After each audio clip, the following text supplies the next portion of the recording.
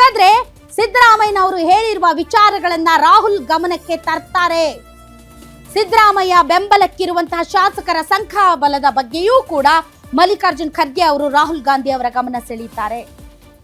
ಸಿದ್ದರಾಮಯ್ಯನವರು ಇರ್ಬೇಕೆ ಇರಬಾರ್ದೆ ಮತ್ತು ಸಿದ್ದರಾಮಯ್ಯನವರಿಗೆ ಸಬ್ಸ್ಟಿಟ್ಯೂಟ್ ಆಗಿ ಒಂದು ವೇಳೆ ಆ ತರದ ಆಪ್ಷನ್ ಇದ್ದರೆ ಯಾರಾದರೂ ಮುಖ್ಯಮಂತ್ರಿ ಆಗಬಹುದು ಅನ್ನೋದಾದರೆ ಮಲ್ಲಿಕಾರ್ಜುನ್ ಖರ್ಗೆ ಅವರು ದಲಿತ ಮುಖ್ಯಮಂತ್ರಿ ಆಗ್ಲಿ ಅನ್ನುವಂತಹ ಬೇಡಿಕೆಯನ್ನ ಇಡ್ತಾರಾ?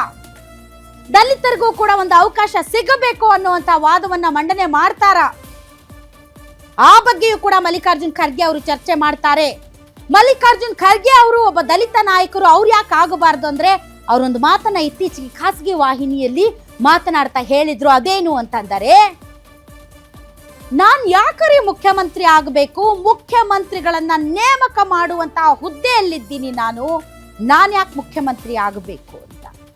ನನ್ನನ್ನ ದಲಿತ ಅನ್ನುವಂತಹ ಕಾರ್ನರ್ ಅಲ್ಲಿ ನೋಡಬೇಡಿ, ಆ ಒಂದು ದಲಿತ ಅನ್ನುವಂತಹ ಬ್ರಾಕೆಟ್ ಅಲ್ಲಿ ಹಾಕಿ ನನ್ನನ್ನು ನೋಡಬೇಡಿ, ಅದರಿಂದ ನನ್ನನ್ನು ವರ್ಚಸ್ಸನ್ನ ಅಳಿಬೇಡಿ.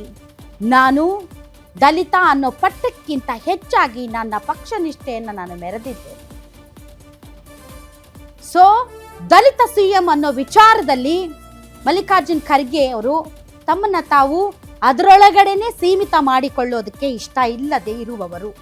ಆದರೆ ಈಗ ಮುಖ್ಯಮಂತ್ರಿ ಬದಲಾವಣೆ ಅನ್ನುವಂತಹ ಒಂದು ಅವಕಾಶ ಬಂದಿರೋದ್ರಿಂದ ದಲಿತ ಸಿಎಂ ಅನ್ನೋ ವಿಚಾರವನ್ನ ಯಾಕೆ ಮುಂದಿಡಬಾರ್ದು ಅಂತ ಏನಾದ್ರೂ ಮಲ್ಲಿಕಾರ್ಜುನ್ ಖರ್ಗೆ ಅವರು ಯೋಚನೆ ಮಾಡಿದ್ರೆ ರಾಹುಲ್ ಗಾಂಧಿ ಅವರಿಗೆ ಆ ಸಜೆಷನ್ ಕೊಡಬಹುದು. ಇಬ್ಬರ ಜಗಳದಲ್ಲಿ ಮೂರನೇ ಅವರಿಗೆ ಲಾಭ ಅನ್ನೋ ರೀತಿಯಲ್ಲಿ ಸಿದ್ದರಾಮಯ್ಯನವರು ಮತ್ತು ಡಿ.ಕೆ. ಶಿವಕುಮಾರ್ ಅವರ ಜಗಳದಲ್ಲಿ ದಲಿತ ಸಿಎಂ ಯಾಕಾಗಬಾರ್ದು ಅನ್ನುವಂತ ವಾದವನ್ನ ಏನಾದ್ರೂ ಮಲ್ಲಿಕಾರ್ಜುನ್ ಖರ್ಗೆ ಅವರು ಮುಂದಿಟ್ಟರೂ ಆಶ್ಚರ್ಯ ಪಡಬೇಕಾಗಿಲ್ಲ. ಈ ಮಧ್ಯೆ ಡಿ.ಕೆ. ಶಿವಕುಮಾರ್ ಅವರು ಮಲ್ಲಿಕಾರ್ಜುನ್ ಖರ್ಗೆ ಅವರಿಗೆ ಹೇಳಿದಂತಹ ಎಲ್ಲ ವಿಚಾರಗಳನ್ನ ಚಾಚು ತಪ್ಪದೆ ರಾಹುಲ್ ಗಾಂಧಿ ಅವರಿಗೆ ವರದಿಯನ್ನ ಒಪ್ಪಿಸಬಹುದು ಮಲ್ಲಿಕಾರ್ಜುನ್ ಖರ್ಗೆ ಅವರು. ಈ ಮಧ್ಯೆ ಸದಾಶಿವನಗರ ಟು ಏರ್ಪೋರ್ಟ್ ವರೆಗೆ ಒಂದೇ ಕಾರಿನಲ್ಲಿ ಮಲ್ಲಿಕಾರ್ಜುನ್ ಖರ್ಗೆ ಮತ್ತು ಡಿ.ಕೆ. ಶಿವಕುಮಾರ್ ಅವರು ಟ್ರಾವೆಲ್ ಮಾಡಿದ್ದಾರೆ. ಸದಾಶಿವನಗರ ಟು ಏರ್ಪೋರ್ಟ್ ಒಂದೇ ಕಾರಿನಲ್ಲಿ ಡಿ.ಕೆ. ಶಿವಕುಮಾರ್ ಮತ್ತು ಮಲ್ಲಿಕಾರ್ಜುನ್ ಖರ್ಗೆ ಅವರು ಟ್ರಾವೆಲ್ ಮಾಡಿದ್ದಾರೆ. ಈ ಒಂದು ಟ್ರಾವೆಲಿಂಗ್ ಟೈಮ್ ನಲ್ಲಿ ಇವರಿಬ್ಬರ ನಡುವೆ ಮಾತುಕತೆ ನಡೆದಿದೆ. ಈಗಾಗಲೇ ರಾಜ್ಯದಲ್ಲಿ ಡಿ.ಕೆ. ಶಿವಕುಮಾರ್ ಪರ ಕ್ರಿಯೇಟ್ ಆಗಿರುವಂತಹ ಒಂದು ಒಪಿನಿಯನ್ ಏನಿದೆ, ಅದಕ್ಕೆ ನಾನಾ ಕಾರಣಗಳು, ಮಾಧ್ಯಮಗಳು ಇರಬಹುದು, ಪ್ರತಿಪಕ್ಷಗಳು ಇರಬಹುದು, ಅಥವಾ ಡಿ.ಕೆ. ಶಿವಕುಮಾರ್ ಅವರ ಬೆಂಬಲಿಗರು ಇರಬಹುದು, ಅಥವಾ ಸಿದ್ದರಾಮಯ್ಯನವರ ಆಡಳಿತ ಇತ್ತೀಚೆಗೆ ತುಂಬಾ ಸ್ಲೋ ಮೋಷನ್ ಅಲ್ಲಿ ನಡೀತಾ ಇರೋದ್ರ ಪರಿಣಾಮ ಆಗಿರಬಹುದು. ಡಿ.ಕೆ. ಶಿವಕುಮಾರ್ ಅವರಿಗೆ ಕ್ರಿಯೇಟ್ ಆಗಿರುವಂತಹ ಒಂದು ಸಾಫ್ಟ್ ಕಾರ್ನರ್ ಏನಿದೆ ಅದರ ಬಗ್ಗೆ ರಾಹುಲ್ ಗಾಂಧಿ ಜೊತೆ ಮಲ್ಲಿಕಾರ್ಜುನ್ ಖರ್ಗೆ ಅವರು ಮಾತುಕತೆ ನಡೆಸಬಹುದು. ಒಂದು ವೇಳೆ ಡಿ.ಕೆ. ಶಿವಕುಮಾರ್ ಅವರಿಗೆ ಕೊಟ್ಟ ಮಾತಿನಂತೆ ಅವಕಾಶ ಕೊಡದೇ ಇದ್ದರೆ ಹಳೆ ಮೈಸೂರು ಭಾಗದಲ್ಲಿ ಎಸ್ಪೆಷಲಿ ಒಕ್ಕಲಿಗ ಸಮುದಾಯದ ರಿಯಾಕ್ಷನ್ ಯಾವ ರೀತಿ ಇರಬಹುದು ಅನ್ನೋದರ ಬಗ್ಗೆ ಮಲ್ಲಿಕಾರ್ಜುನ್ ಖರ್ಗೆ ಅವರು ರಾಹುಲ್ ಗಾಂಧಿ ಅವರಿಗೆ ಮನವರಿಕೆ ಮಾಡಿಕೊಡಬಹುದು. ಈ ಬಾರಿ 136 ಸೀಟ್ ಕಾಂಗ್ರೆಸ್ಗೆ ಬರಬೇಕು ಅಂತಂದ್ರೆ ಜಾತ್ಯತೀತವಾಗಿ ಇಂಥದ್ದೇ ಜಾತಿಗಳು ಕೈ ಹಿಡಿದಿದೆ ಅಂತ ಹೇಳಕ್ಕಾಗೋದಿಲ್ಲ. ಎಲ್ಲ ಜಾತಿ ಧರ್ಮದವರು ಕಾಂಗ್ರೆಸ್ ಪಾರ್ಟಿಯನ್ನ ಗೆಲ್ಲಿಸಿದ್ದಾರೆ, ಮತ ಹಾಕಿದ್ದಾರೆ. ಅದಕ್ಕೆ ನಾನಾ ಕಾರಣಗಳಿರಬಹುದು. ಅದಕ್ಕೆ ಗ್ಯಾರಂಟಿ ಯೋಜನೆಗಳಿರಬಹುದು, ಅಥವಾ ಸಿದ್ದರಾಮಯ್ಯನವರ ಮಾಸ್ ಲೀಡರ್ ಅಪೀರಿಯನ್ಸ್ ಇರಬಹುದು, ಅಥವಾ ಡಿ.ಕೆ. ಶಿವಕುಮಾರ್ ಅವರ ಚುನಾವಣೆ ನಡೆಸುವಂತಹ ರಣತಂತ್ರ ಆಗಿರಬಹುದು, ಪಕ್ಷ ಸಂಘಟನೆ ಆಗಿರಬಹುದು, ಸ್ವತಃ ಡಿ.ಕೆ. ಶಿವಕುಮಾರ್ ಅವರ ಸಮುದಾಯದ ವೋಟ್ಗಳಾಗಿರಬಹುದು. ಈ ವಿಚಾರಗಳ ಬಗ್ಗೆ ಮಲ್ಲಿಕಾರ್ಜುನ್ ಖರ್ಗೆ ಅವರು ಎಸ್ಪೆಷಲಿ ಹಳೆ ಮೈಸೂರು ಭಾಗದಲ್ಲಿ ಪಕ್ಷಕ್ಕೆ ಸಿಕ್ಕಂತಹ ಅಭೂತಪೂರ್ವವಾದಂತಹ ಬೆಂಬಲದ ಬಗ್ಗೆ ರಾಹುಲ್ ಗಾಂಧಿ ಅವರಿಗೆ ಮತ್ತೊಮ್ಮೆ ಮನವರಿಕೆ ಮಾಡಿಕೊಡಬಹುದು.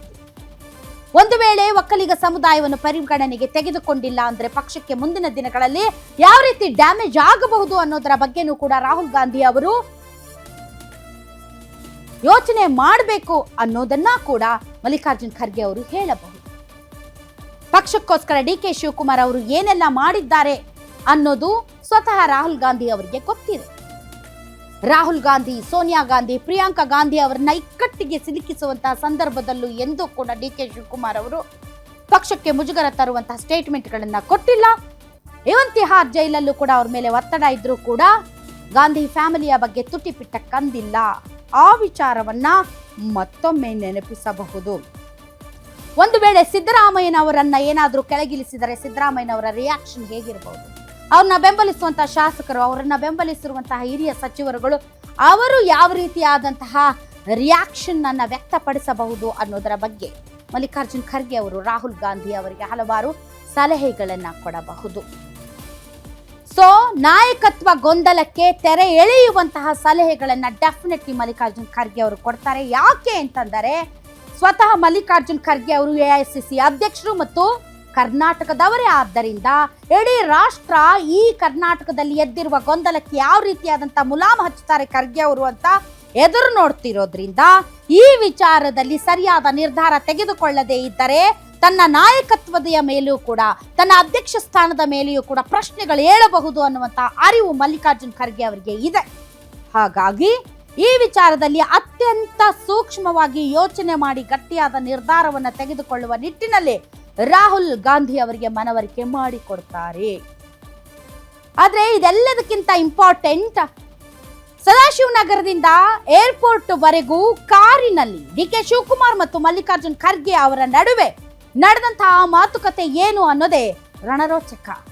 ಆ ರೋಚಕತೆಯ ಮಾಹಿತಿಗಳನ್ನ ನಿಮ್ಮ ಮುಂದೆ ಇಡ್ತೀನಿ.